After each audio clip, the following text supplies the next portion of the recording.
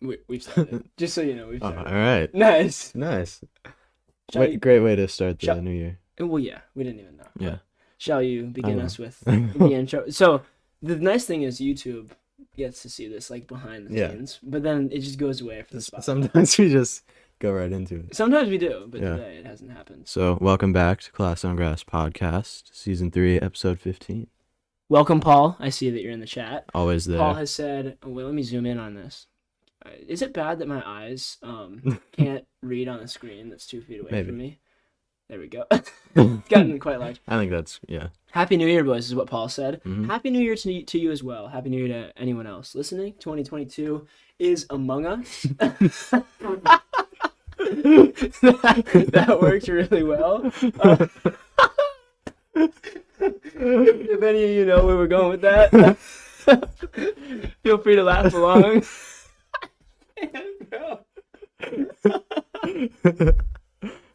Anyway, keep us going. So 2021 is behind us, so there you go. Dude, I can't even breathe. We thought we would do our favorite moments of 2021. No, wait, that was in 2022. Oh, shoot. All right, whatever. So mine is from the Euros. The Euro final is the first 2 minutes of the Euro final. Okay. When yes, Paul, that wasn't among us. Dude, Paul, I love that you got that. So yeah, I'd say I had England for our little draft thing that we did for the Euros. So I wanted them to win, and then the first 2 minutes they were doing really well. Luke Shaw obviously scored, and then it really went downhill from there. But I just remember those first 2 minutes, and that was pure favorite moment. On top of the world, you know. On top of the world. Exactly. I would have to say that my favorite moment is tied between. I'm just gonna pick one, but I'm gonna give the honorable mentions as well. Ah. Favorite moment: Brighton versus Crystal Palace away.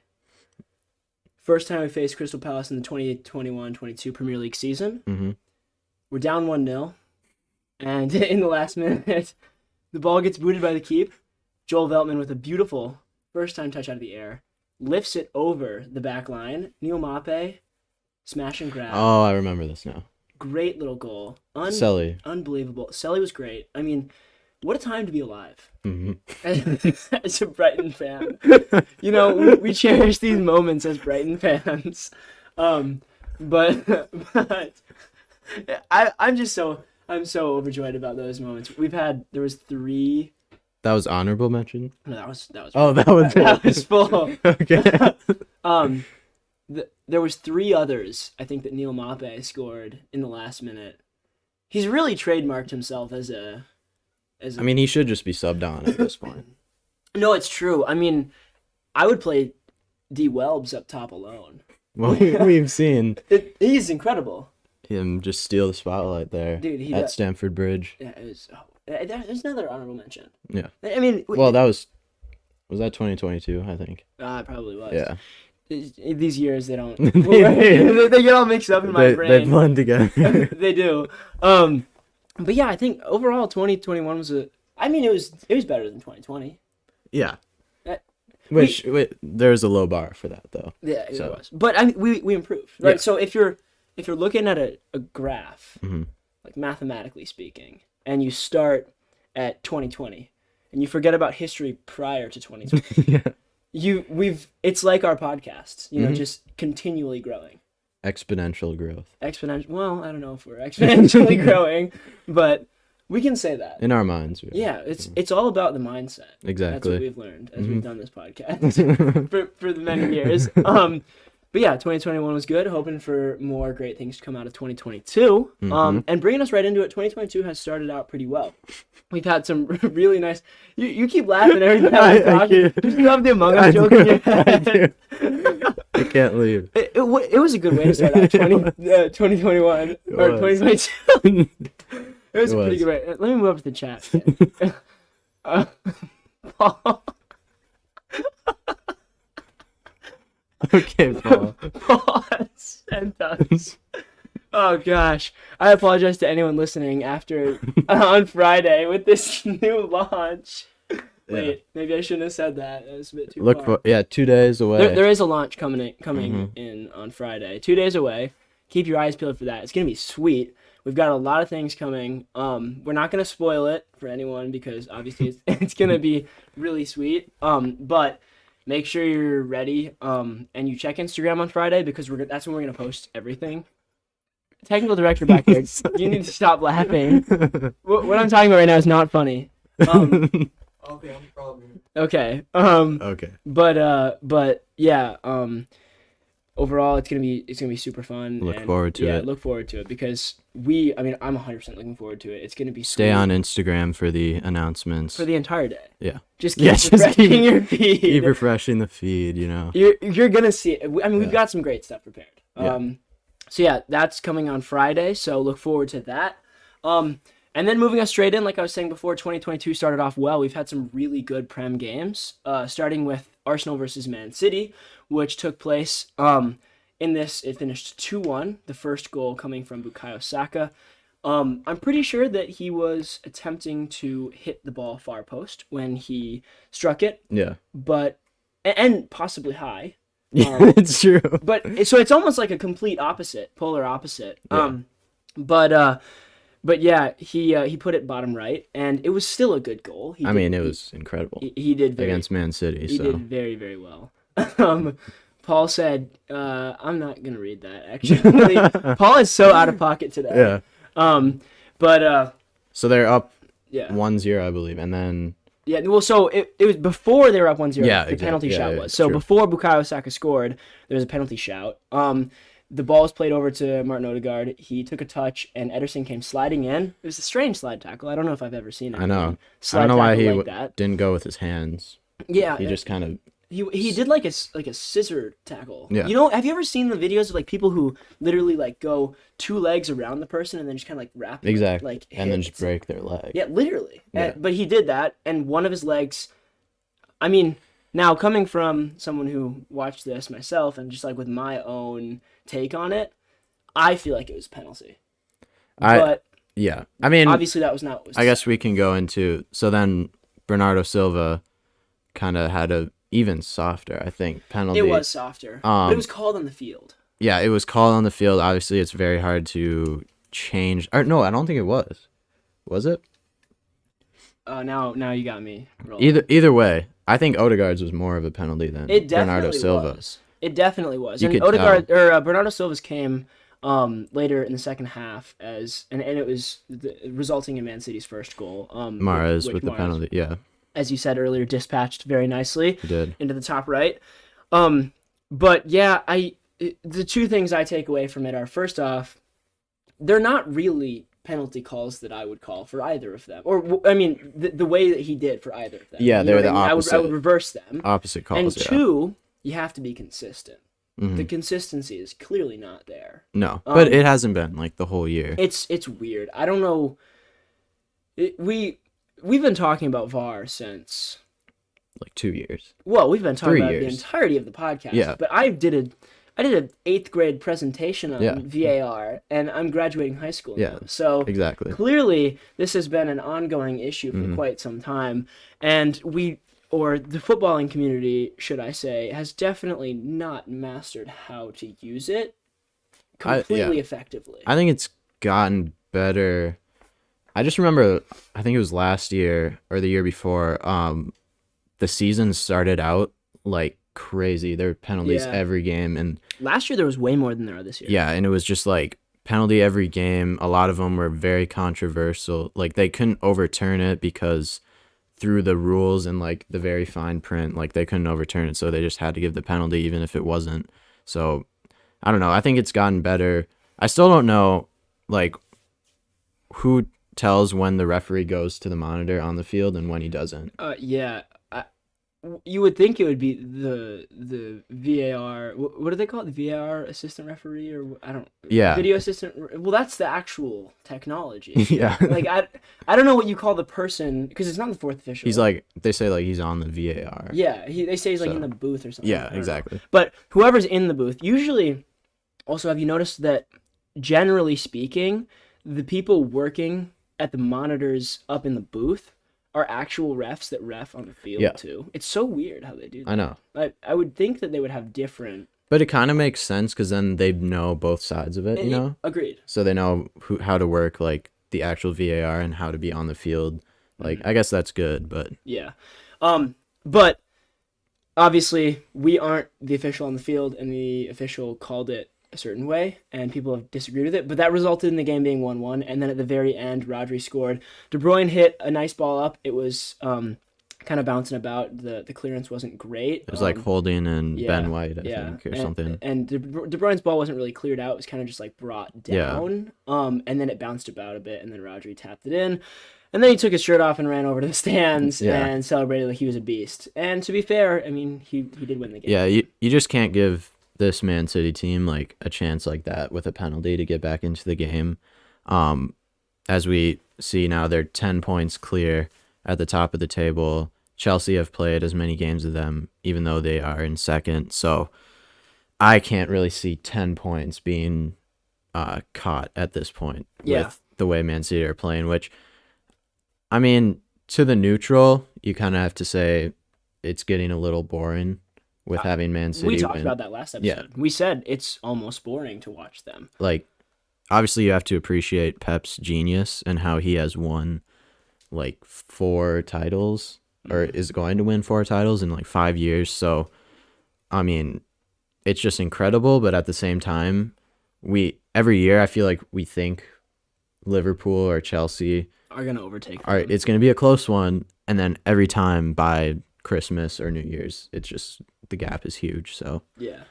I was just I just pulled up Man City's recent results, and it kind of popped out at me. Is it valid to kind of think about the Arsenal game being 2-1 to them, and their game prior to that being Brentford, which they won 1-0, that's true, being kind of drop-offs compared to their last 4 or 5 performances, where they beat Leicester 6-3, Newcastle 4-0, Leeds 7-0, then there was a Wolves 1-0, but then right after that Watford 3-1. And sure, strength of schedule is not maybe in their favor during those fixtures, but there's 2 things I take away from that. 1, City is maybe dropping off a bit, and 2, that's not bad from Arsenal. No, not at all. And as we've seen, they're in the top 4, I believe, still now, but Who do Man City play next? Because Man City's next game is against Chelsea. So that's going to be huge. That's big with if Chelsea they are, having just... And we'll talk about Chelsea in a little bit. But if Man City are, from those 2 past performances, dropping somewhat, even though they won the game, like Chelsea could have a little bit of a chance. Well, I mean, it's big considering Chelsea just came off a 2-2 tie with Liverpool. And, I mean, they didn't look great necessarily, but they did pull back really well and showed great fight considering they went 2-0 down pretty early on in the game. Yeah, we can talk about that game. Yeah. Obviously, like I said, they went 2-0 down in the beginning of the game. The first goal was a really poor mistake from Chalobah. And I'm not gonna fault him in a way that the media might or people talking on social media might. Right, he's a good player. He's a really young player. Yeah. And there's going to be times when players make mistakes like that. He's still very quality. But it ended up in Sadio Mane being able to score an early goal, and Liverpool gained momentum. And then with that momentum, Trent got the ball on the right side, played a really nice ball down the wing, and Salah took it in and shot it near post on Mendy. And it was a good goal. Mendy probably should have been covering his near post a little bit better. But it was a really good goal. I mean, you've seen Salah do that so many times, just drop the shoulder. I forgot who the defender was, or it was Alonso, and he just went the other direction. He had so much space, but then like in real time you see it and no other player would think to shoot there. And then you realize how much space he actually had and how much time to just pick it in the near post, but usually other players just like cross it low from that position, but he just shot it and went in, and I mean, best player in the league right now. I'm personally just going to say I think an Alonso-Salah matchup 1v1 without support from your center halves is it's game over. It's not what Chelsea really were. It's not what they're looking for. I'm just checking to make sure that that's correct. It was Alonso. Yeah. So, they should have had a better plan. Trent's ball, for another thing to just going into it tactically, when Trent receives it on the right, the left mid pushed up, and so that meant that Alonso had to push up, so Yeah. that the gap wasn't there for Salah to receive it in between them and then go into the middle of the game where he could take a curling shot or make a good pass and drop center backs out. Yeah, he found the So space. so then Salah actually like kind of moved up a little bit, and Alonso moved up because he needed to close down that space. And then Trent and Salah had a really good connection, and they played it over the top of Alonso, bypassing two lines of defense. Salah gets it. Alonso is completely gone because he's not faster than Salah, and he has a beeline to the net, and then he scores because he's Mo Salah. You know what I mean? So obviously some things that Tuchel could probably work on tactically, because that's a situation that I feel like is fairly easily fixable compared to a lot of the other situations you find yourselves in Premier League games where defenses are very solid at taking away those gaps. Yeah. But yeah, just things that Tuchel can work on. But he didn't need to work too much in the moment because his Chelsea side picked themselves up and immediately responded with a fantastic goal from Kovacic. Oh. I mean, I don't even know how he did it. That's the hardest shot. The form was ever. so weird. He was tracking back, like going backwards, and then when he hit it, he like leaped in the air too. And it was the most awkward shot, but he hits it post and in, like top corner. And I feel like that was definitely both the turning point in the score, but also in the momentum, because when a goal like that goes in, like everyone's just pumped up then. Oh, they are. And they're like, oh my gosh, we have an opportunity here. Because like 2-0 down against Liverpool in the first half feels so far gone from getting back in the game. But then once you get that one and you score a goal like that, then Chelsea just turned it on. And as you could see, Pulisic, who did miss a big chance really early in the game. He said in a press conference he missed two that he feels like he should have put away. And Conte, off of a tackle from Rudiger, Conte plays it through to Pulisic, and he redeems himself with a very nice goal. And, really nice. I mean, it was one of the best halves of soccer I've ever seen. As I feel like if the goals were spread out throughout the whole game, it would have been a very entertaining game. The second half, obviously no goals, but I thought it was still entertaining to me because there were a lot of chances. But Mendy and Kelleher both did very well. Well, and when you have a game that starts off that way and you go into halftime 2-2, tons of action, everyone's pumped up, no matter what happens in the second half, you're going to have a very tense match. And not only tense, but intense game where people, even if goals aren't going in, you can tell the passion is there and people want to win that game. I also think it's worth noting the quality of N'Golo Kante's pass to Pulisic. Yeah.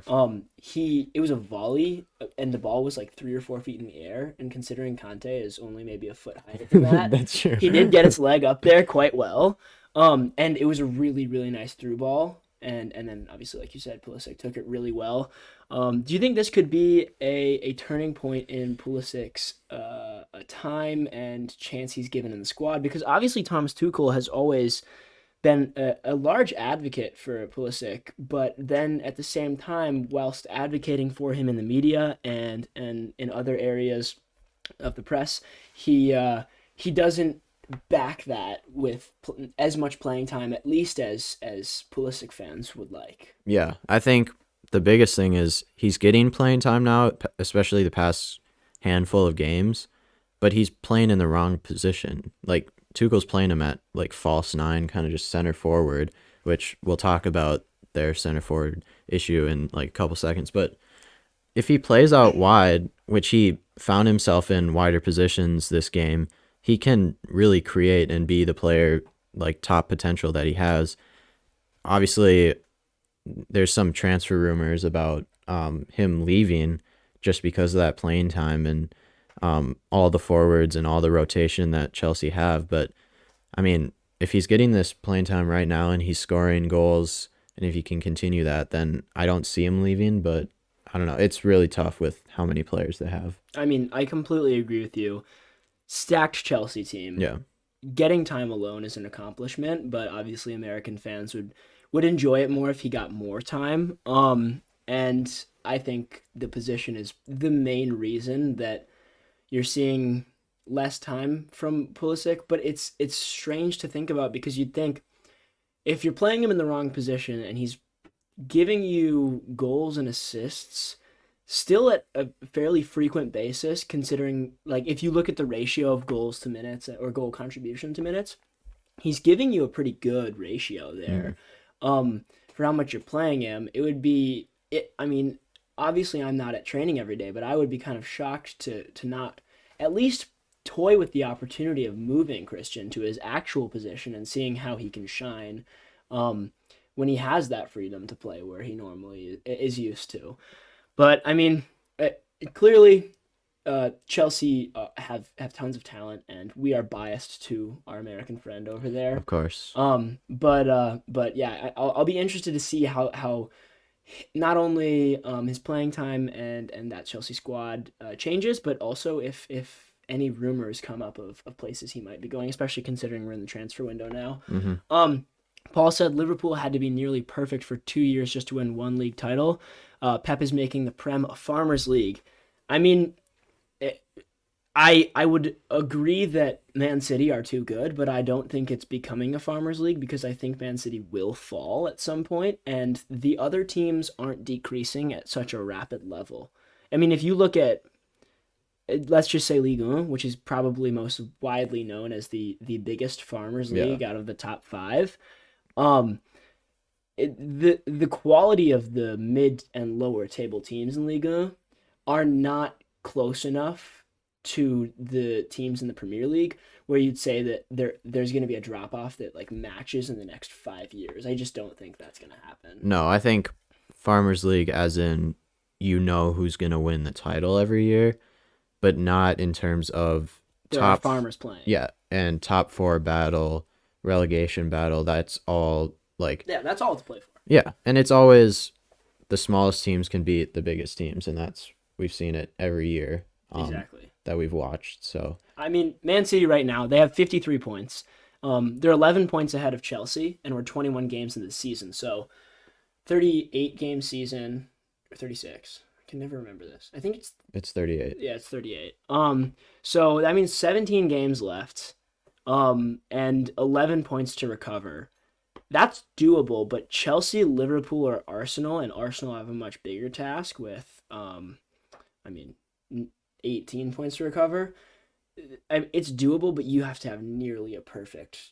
And Man City are playing perfect, so. I mean, you would have to hope. I mean, they did just only beat Arsenal 2-1 and Brentford 1-0, but you'd have to hope that they continue on that form and actually lose points in a couple of games. I'm not saying they're going to lose 3 or 4, but maybe lose a game and tie a couple. Like I could see them dropping 11 points from now till the end of the season, but I don't see Chelsea, Liverpool, or Arsenal actually going perfect, winning every single game. Exactly. That's the hard part. Problem.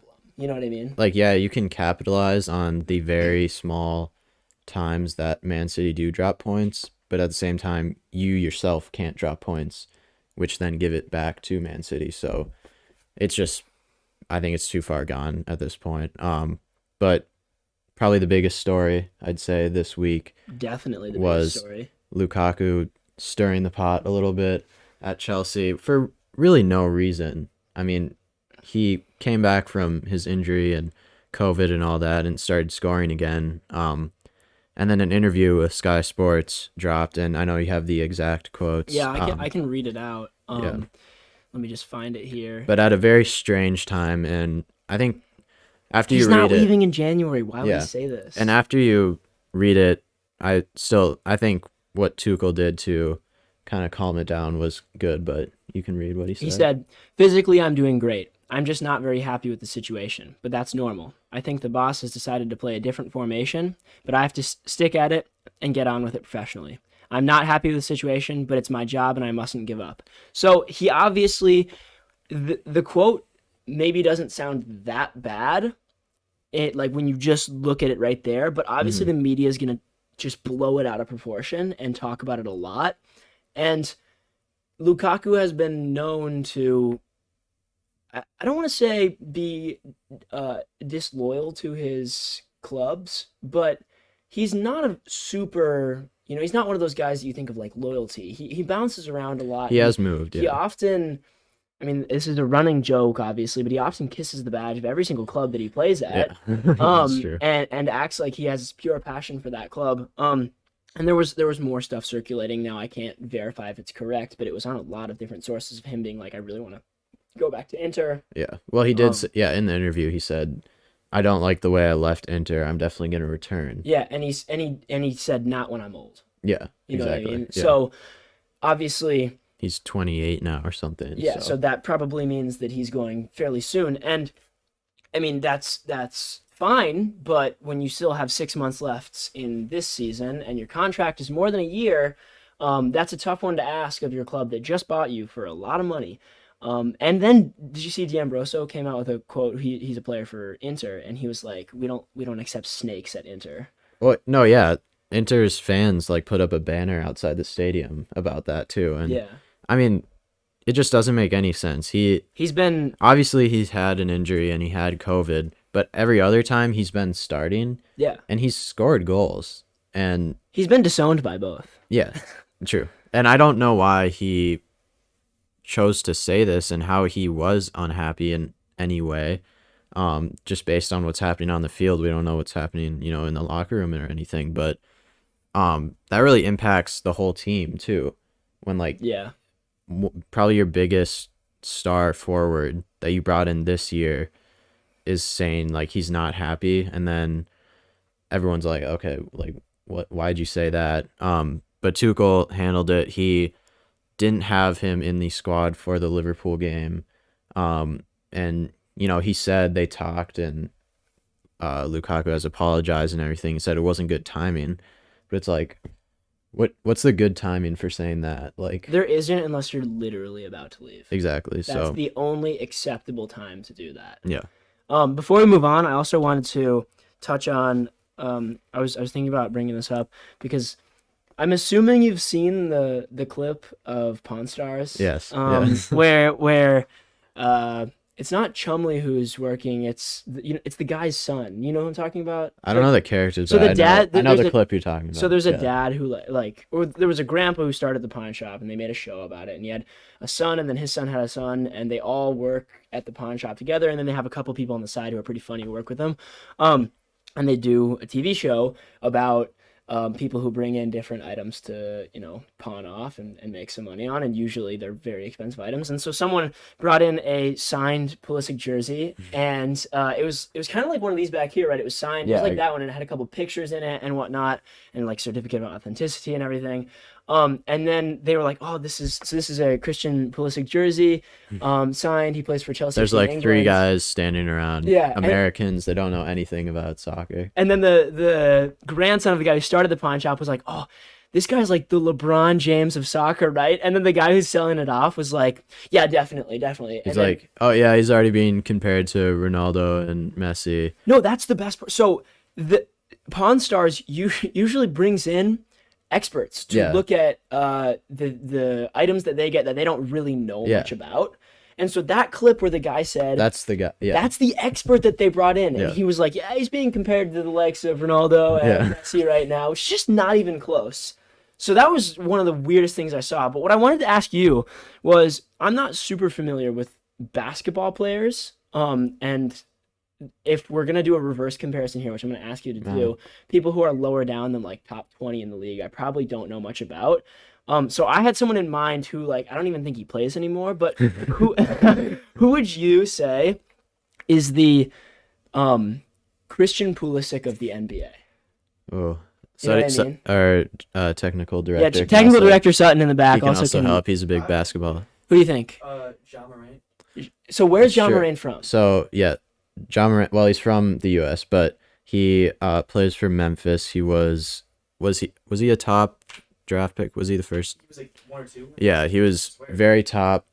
A couple years ago, I think he won Rookie of the Year first year. And he kind of just is a very big star, very athletic. Has some very big plays, but he plays for like a decent team. Yeah. So yeah, I think the age and the ability is very similar to Okay. Pulisic, but on the team he's on isn't like a Chelsea So- team. So Here's the person I was thinking that you can Mhm. say. So I had to take a few things into account. I know this is not an NBA podcast, but this is related, so it's fine. we're relating to the American viewers. Oh, yeah, we are. So I had to take a few things into account. First off, Pulisic is foreign in England. So Mhm. I'm thinking about a foreign player who has huge pull in his home country, but isn't that good in the NBA, Mhm. but still is impactful, and whatnot, and has had good seasons that relate to a season like that Pulisic may have had in the past or may have. So I said Ricky Rubio. Now I Yeah. am obviously a Minnesota Timberwolves kind of fan, so Yeah. that's like obviously I know him. And I don't know if he's playing anymore. He plays at the Cavs, right? He got an injury. He's out. He's like completely out. He got an ACL too. Oh yeah. He's getting up. He was still playing. He's up but he there got in it. age. Yeah. He was playing really well this season. Though. Mhm. Really. Yeah. But he obviously is from Spain, and so I felt like that, he was probably very idolized in Spain as a basketball player, Yeah. but not as much here, but still was successful. I was thinking like Doncic, but then isn't he like really good? I mean, yeah, he's like a top. Yeah, so you 10 can't player really like in he's NBA, yeah. he's Pulisic isn't like a Salo or an Ibaka. No, or no, no. something. Yeah. But I think that was good. You think so? Yeah. I was proud of myself for Yeah. thinking that. I was That's like, good. this actually That's makes good. sense. Yeah. So for people who are American listeners who don't really understand how far-fetched that was that they said he's the LeBron of soccer, it would be like if a Ricky Rubio jersey was Mhm. being sold in Spain and they were like, he's the Messi of basketball. Exactly. So it doesn't really work that way, Yeah, but exactly. you know, Moving away from that Yeah. and back over to the footy, and the last thing in the Premier League that we're going to cover, Man United had their first loss under United Ralph. as we United say. Ralph. I still don't know how to say it. yeah, Rangnick. Rangnick. I think that's right. But yeah, under United Ralph, and it was against Wolves, and Hmm. fairly disappointing. Yeah, 1-0. I watched the game. It was Wolves kind of dominated, and then Man U had a lot of possession. They didn't really do much with it, and then Wolves scored in like the 80th minute. Moutinho with a very good goal. I don't know. It just seems there's a lot of talking points to it, but Phil Jones back first time in like 3 years or something, played very well. Rashford, on the other hand, has been subbed in the last couple games. I don't think I've seen him complete a pass. He's just looking very off since his injury, and honestly since the Euros, the missed penalty, if you even go that far back. And what do you think he should do? Do you think it's time to move on from United?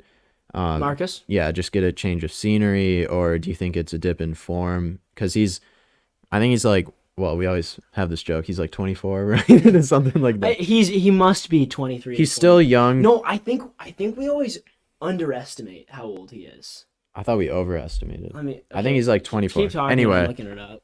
like he's at that stage where like it's not working out for him at Man U. 24. That's great from you. There we go. That was a great guess. Wonderful. So, what do you think I think it's time to move on. He can always come back if he does pick up form and become like a top class player. But I mean, what do you think? I think the problem is that Marcus Rashford isn't going to walk into the starting lineup of any of the top 8 teams in the world. And Yeah. I just don't think he will, unfortunately. I think he would have 2 years ago, but he's getting older now and not improving. And Yeah, he's on a exactly. dip in form. And so I think to salvage that, I mean, personally, I think he'd do best at a place like Sevilla, who Martial has been heavily linked to being loaned out to, Yeah. or something like that. But I just, unfortunately, I'm not a United fan, so I don't really watch him week in, week out. But given what I know about him recently and how he's doing and how he's performing, I don't see him as a top class player who's getting time in top teams. Yeah. I mean, he used to be for sure starter at Man U, like Yeah. you said, like 2 years ago. Scoring goals, assisting, very good pace, but now anything he tries, he's like trying to do what he used to do, but he Mhm. just can't for some reason. And I think his confidence is at like an all-time low right Yeah. now. So I don't know how you get that up. I know he probably wants to stay at Man U Oh, totally. just I don't because see him it's his leaving. boyhood club. Yeah. I just don't see him picking up confidence within the club right now. I think maybe a loan out so he could come back after that, but I don't see him progressing in this team. Exactly. At least under United Ralph. United Ralph. United Ralph. Paul said Rashford has massively stagnated his development. The likes of Foden, Mount, and Saka have all passed him now. Completely agree with that. He was the young star. Obviously, Rashford is 2 to 3 years older than each of them. Actually, he's 5 years older than Saka. Yeah. But he used to be at their level. I wouldn't necessarily say that they are better than he was when he was at his peak when he was younger. He was like Foden at his peak. He was like Foden. Everyone was like, "Oh, he's the next big England." So he was star. like them, but he has obviously had a large decline. It's not even necessarily in his like actual play, although that's gone down, but it's more in his potential to develop. People thought he was going to be way better than he actually ended up. Mhm.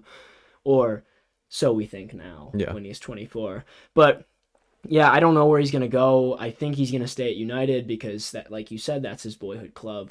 But I don't know how he's going to get out of the situation he's in right now. Yeah. Like you said, confidence is just gone. It also has to do like his like progressing downward also has to do with just Man United as a team. They are falling. They just are getting worse and worse. So, yeah, and then I guess moving on.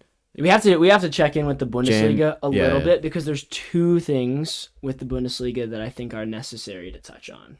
Yeah. First, Girona is back with Dortmund. The Michael Jordan of soccer. There we go. So we have the LeBron James of soccer Yeah. and the Michael Jordan of soccer. Exactly. And then Holland is the Ricky Rubio of soccer. Mm-hmm. So there we go. There we go. But Girona is back with the Dortmund squad. So I just thought that was an important thing to throw in there as we are a US-based podcast about footy. He's been out for a while. He has. It was actually a lingering USMNT injury that's kept him out. So I'm glad to see that he's back, and hopefully he'll be back for national camp whenever that is next and our next friendlies. Mm-hmm. So hopefully he's able to pick up form well. I don't see a problem with that, but I'm excited that he's going to be getting back into action and getting fit again and whatnot.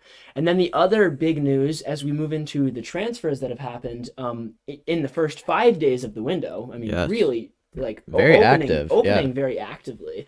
But in the Bundesliga, Augsburg have signed FC Dallas's Ricardo Pepi, and I wanted to ask you what you thought of this transfer, because it's not necessarily where people maybe thought FC Dallas's Ricardo Pepi was linked to or was going to go to, because we value him very highly with the USMNT. He's been performing very well over the past 5-6 months, and with FC Dallas, who have been a struggling side in the MLS, he's been performing well still. So he was linked with a lot of teams. I mean, he was down at Bayern Munich for a little bit training with them, and he was linked to some Serie A teams and some Premier League teams who are definitely better than Augsburg. So kind of an interesting one when it came out, but I'm interested to see what you think. Yeah. So for those who don't know, Augsburg is, I think, like fourth from bottom. They're fourth from bottom. So they're not a great team in the Bundesliga, but still just out of relegation. Just to give some context. But so I was like you kind of when I heard it, I was like, oh, I'm not sure. It's a small team. How's that going to help his development? But I've kind of turned around to it and thought, one, game time, very crucial. I'm guessing he's going to start like every game. He's their record signing. If you didn't know, 25 million. He's being like record signing. Yeah, he's getting projected as this like star boy that's come in for their club. So which is great for America. Yes, and I think game time is really important. And then I also thought of McKennie at Schalke, who became similar, like literally one of their best player, very young. I could see Pepe doing the same, scoring a lot of goals, and not a great team, But if they do stay up in the Bundesliga, so he can get time against like Dortmund and Bayern, big teams, and maybe kind of make his talents known there. But I don't know. I think it's good, at least for this step. He's still very young. He's 18. Yep. So if he does pick up a lot of more traction from that move and maybe becomes somewhat of a legend at Augsburg like McKennie did at Schalke, I think it would be good for him to move on then to a bigger club. Completely agree. The other thing that I thought was worth noting about this move is he was clearly comfortable at FC Dallas this past year and did well, and scored a number of goals for them. And he's moving to a very similar caliber team in the Bundesliga, not in level, but in where they stand, right? Yeah. FC Dallas wasn't great this past year. They didn't do very well in the MLS, yet Ricardo Pepi still did very well for them. So it's very similar. In my opinion, it could be very similar what's going to happen with him when he's at Augsburg. I think he could do really well and get goals. Maybe not like a goal a game, right? That would be insane. But if he can get in the second half of the season 5 to 7 goals, I think that's good. Perfect. Yeah. Great traction for him. The only problem I see is if he gets 5 to 7 goals, maybe even realistically 3 to 5 goals in this second half of the season, and he isn't able to help Augsburg enough in staying in the Bundesliga, and they do go down, he obviously will get transferred, but I don't know who's going to pick him up. Yeah, that's true. I think also a big part of it is, from a biased U.S. perspective, is we need him to have a lot of confidence. We do. Going into the World Cup. Totally. Because he's really our only striker. Like, Sargent has really fallen off as well, especially at Norwich. I don't see it. Yeah, sorry. Apologies. Well, Sargent at Bremen wasn't actually like a goal scorer. No. He was a good player for the Bundesliga because he works very hard. But in the Prem, you need to be scoring goals, especially as a striker, or you're going to get dropped because teams, especially like Norwich at the bottom, just need goals at that point. And yeah, I think the biggest thing is, like you said, scoring a decent number of goals in the second half of the season. Comes around, the World Cup's in the fall now, winter. So starting the next season off really strong and then going off to Qatar and doing well to the U.S. I mean, that would be a fantastic 2022 if we're going to be honest here. Yeah. If he did that. Make the semis with the Make U.S. the semis of the World Cup with the United States. That'd be incredible. Believe.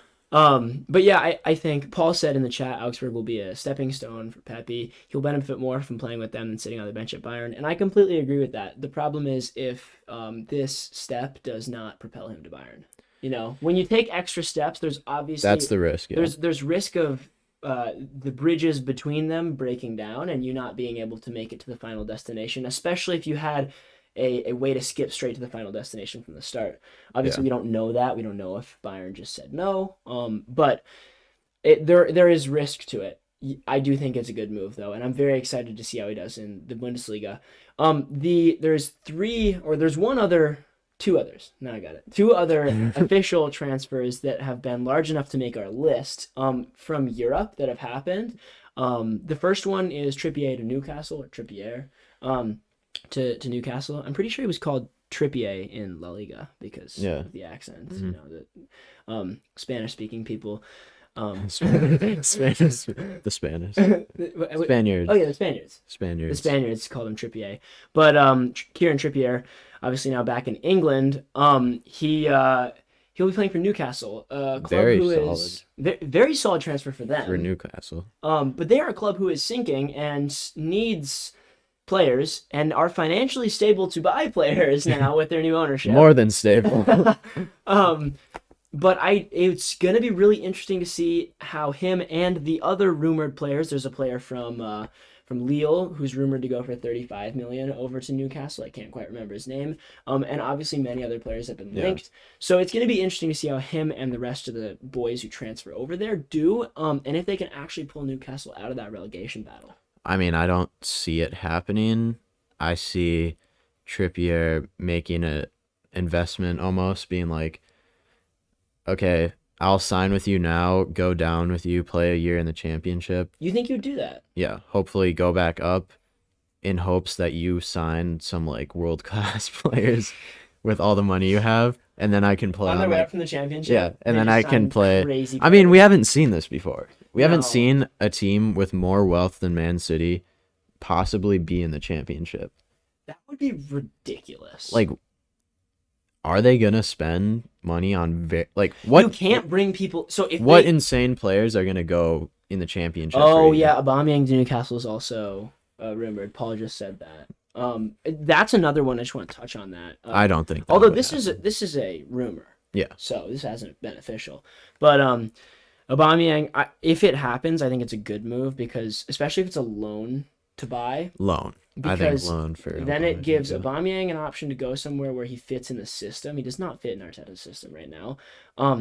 He's still a Premier League level player. He can get 4 to 5 goals, maybe even more than that in the second half of the season with them and help them.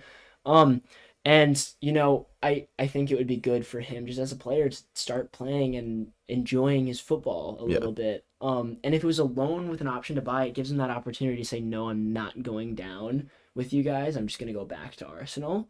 Versus a permanent transfer like Kieran Trippier, where right he's destined to go down if they do. Although let me make sure of that first, because obviously if that's not the case here, yeah, I mean 12 million plus add-ons, so it's an official transfer. So I mean it feels like a really huge step down going from Champions League well, to Champions League and starting most games for Atletico Madrid Yeah.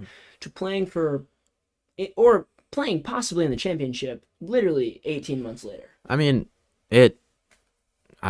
I think for Newcastle, it's the right move to go for players like Trippier or Aubameyang, players who aren't fitting. I don't know what Trippier's like kind of situation was at Atletico, but in terms of the England squad, players that aren't really fitting in their squad, like Aubameyang, like Trippier, bring them in who are still quality players who need a refresh, and just like see what happens. Honestly, Yeah. see if they gel.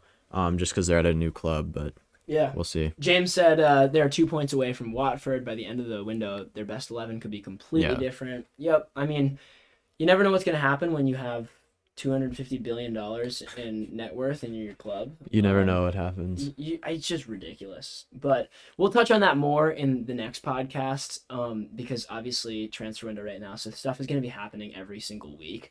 But the other transfer that happened, well,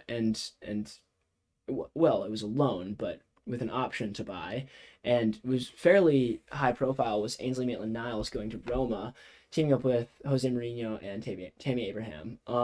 So And Chris Smalling. and Chris, Three English lads. the England squad. Yeah, exactly.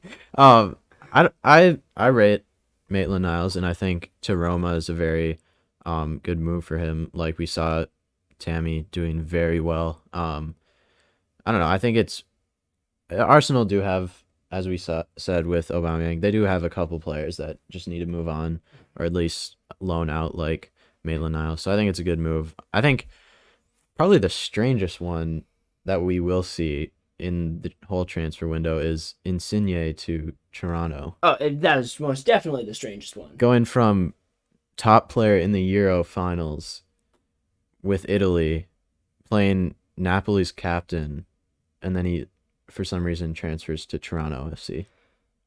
It's a weird one, right? So first off, he came out with a quote, and he was like, "Yeah, American soccer's worse." Literally, basically, he was just like, "Yeah, I don't think the level's there, or anything." But I'm not really sure why I'm going. I don't think the level's there, but he said, but I really like the city Toronto, and also I don't really know why. I mean, He must be being paid. Well, he's the highest paid player in the MLS. Oh, now. he must be making So much money. so much. But it is strange that I've never heard of. Well, I suppose Ibra was an 88 rated card in FIFA going to. I mean, it's just a great analogy. 88 rated card in FIFA going. always to comes MLS. back to the FIFA. Oh, it does. FIFA It does. knowledge. FIFA knowledge just Yeah. surpasses all other knowledge. Yeah, Paul. I mean, Leo was mixing up Giovinco with I was Insigne. actually when I was writing down the Yeah. plan to the podcast, I was actually mixing their two names up. I mean, Giovinco was a player at Giovinco was Toronto. so good. So, and he wasn't even like the club he came from. He wasn't as good as Insigne was at Napoli right now. No, Insigne, well, so he's 30 or Yeah. 31. So he is exiting his prime, I'd say. But with the World Cup coming up for Italy, who still need to So qualify, right? that's the biggest question. Yeah. Having signed a deal in the MLS, is he really going to be playing for the Italy national team? I mean, you know what it reminds me of? Literally the year after France won the World Cup, Blaise Matuidi, who's in that squad, went to LAFC or Miami FC. My bad. But then was never included in the squad. Yeah. After that, so there is obviously bias towards what league you're playing in, and I just do not think that. I don't think it's gonna be crazy if he actually gets in that squad. I mean, with Italy, they have Immobile, Chiesa, and I mean that spot's still open for Insigne. I don't know who another. Well, they have a lot of like decent wingers like Bernardeschi and like. I just feel like his experience, he might just make the team for the World Cup. Dude, he's so quality. Dude, Yeah. In the Euros, I kid you not, he was, in my opinion, the most talented player I saw on the field when Italy were playing. Chiesa did better, I think. Donnarumma definitely did better. But for talent-wise and how skillful you are and how much you create, he was unreal. Well, you know what it is. It's him being 5'4". And the short socks. Does he do short socks? The Jack Grealish. So you see, as a player... Any player, Smith Rowe, Grealish, Insigne, any player that does... Have you ever seen someone, like with your own eyes or on TV, I mean, this could even be in one of your soccer games, who's wearing their socks 10 inches above their ankles, which is prime Jack Grealish. I mean, maybe not even 10, maybe like 5 inches. 5 inches. Above their ankles. Yeah. And with a little bit of shin guard sticking out. Oh, yeah, you have to. But have you ever seen a player who does that who's not good? No. See? Quality players. But guys, if you know you're not that good, don't do it. Don't do it. Because you can't like change the what they call like the equilibrium, right? You can't like the definition of the short socks. Yeah, you can't unbalance it. Yeah. I mean, it's very well balanced, and you want to keep it steady. But that actually does conclude the episode for today. We talked about quite a bit, covered a lot, and we started off the new year with an Among Us joke, which I never thought we would do. Like, That's true. If you asked me before this episode started, I would be like, no chance. Did we? We didn't do the Hassani of the week. Oh my gosh. I think we got too caught off guard with the joke. So we have to do it because you can't start the new year off. Oh my god. Hassani of the week. That would good be thing I caught so that. poor. Yeah. All right. You can announce it. So, the first of 2022. The first is Manuel Lanzini with 2 goals against Crystal Palace. What a great one penalty. His other one, he like La Croqueta in the air and volleyed it bar down. It was insane. You should really check it out if you haven't seen it. West Ham went up 3-0 in that game. They're absolutely flying in the first half. And talk about another quality player like Insigne. Manuel Lanzini. Those small little playmakers. Dude, the small playmakers. Yeah. Alexis McAllister. Everyone knows his name. He's a beast. Did you see his 2 goals that he scored on the weekend? He could honorable mention. Honorable mention is Alexis McAllister. Honorable mention number 2, Gordon for Everton. Yep. Also scored a brace, 2 goals. His first 2 goals of his career. I do think that Alexis McAllister's goals were better. Yeah, but one of Gordon's goals just deflected. Yeah, but it was his first 2 goals of his career. We have to put him up there. Yeah. We'll DM him afterwards. Let him know you were an honorable mention. You were an honorable. You didn't quite get there. You weren't quite the Hassani of the week this week, but you'll have to score more goals next We're gonna need a hat trick for you, and then you got it. There you go. Locked in. Yeah. But yeah, I mean, we can put McAllister at 3rd. Definitely a solid performance from him. Definitely. But yeah, like I said before, that concludes this week's episode. Apologies that we did not record last week or even this past Monday. We're recording on a Wednesday night right now, which is unusual for us. COVID and travel and soccer, like real soccer and stuff like that has all gotten in the way. So we have been unable to record for quite some time now. But we're super excited to be back. We're super excited for Friday, January 7th. Make sure you keep your eyes peeled on Instagram. Keep your eyes peeled. It's going to be sweet. And we will see you next time with a lot to talk about. A lot. All right. Peace.